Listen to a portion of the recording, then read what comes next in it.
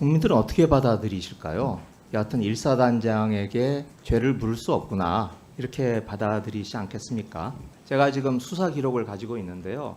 여기에 병장들의 한 진술이 있습니다. 물에 빠진 병장들이 뭐라고 이야기를 했느냐면요. 급류로 인해서 휩쓸려가는 그런 상황에서 이대로 죽겠구나 라고 생각을 했다라고 하는 진술이 있습니다. 그리고 그 유속의 속도가 조깅하는 속도로 유속이 빠르다. 이렇게 나와 있는 급박한 상황이었습니다. 자, 그런데 일사단장 뭘 했죠? 눈에 띄게 빨간 티를 입어라. 방송 차량이 왔을 때 군의 기본 자세를 철저하게 하라. 보여주기죠. 병사의 생명과 안전에 신경 쓰기보다는 방송 차량이 왔을 때 잘 방송이 되도록, 그래서 윗사람들이 잘 볼 수 있도록 그렇게 하는 데에만 이 사단장이 관심을 가졌던 겁니다. 왜 그랬을까요?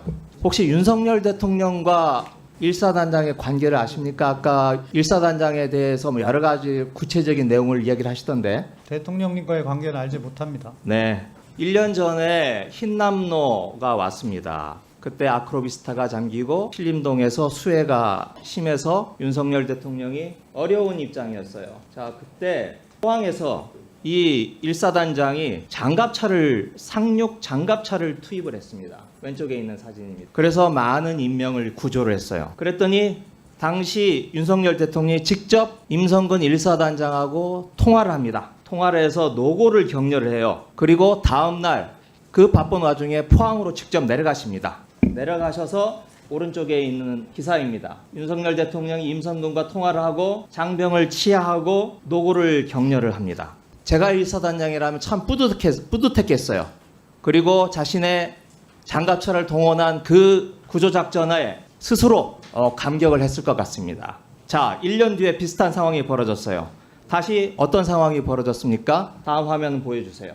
또 장갑차를 투입했습니다. 자, 그런데요. 보시면 아시겠지만 장갑차라는 게 뭐죠? 저렇게 뻘밭에 강물 속으로 들어가서 인명 구조하는 게 그 장갑차의 기능이겠습니까? 아까 포항은 아스팔트가 깔려있는 도로예요. 포장 도로니까 달릴 수 있죠. 아무리 물이 많아도. 하지만 저렇게 유속이 빠르고 뻘밭에 장갑차 투입하는 게 그게 군의 기본 상식만 있어도 되는 거겠습니까?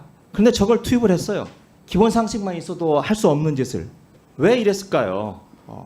저는 그 마음속은 알 수 없지만 1년 전에 대통령으로부터 칭찬받고 다시 한번 그 칭찬을 받고 싶어서 무리를 했던 게 아닌가. 그리고 윤석열 대통령 입장으로서도 1년 전에 자신이 공공에 빠져 있었을 때 미담을 만들어준 이런 사단장에 대해서 감싸고 싶은 마음이 있지 않았을까라고 생각이 듭니다. 그래서 아까 뭐 김태호 뭐 등등이 나오지만 좀 더 윤석열 대통령과 관계 속에서 벌어지는 게 아닌가라고 의심을 할 수밖에 없습니다.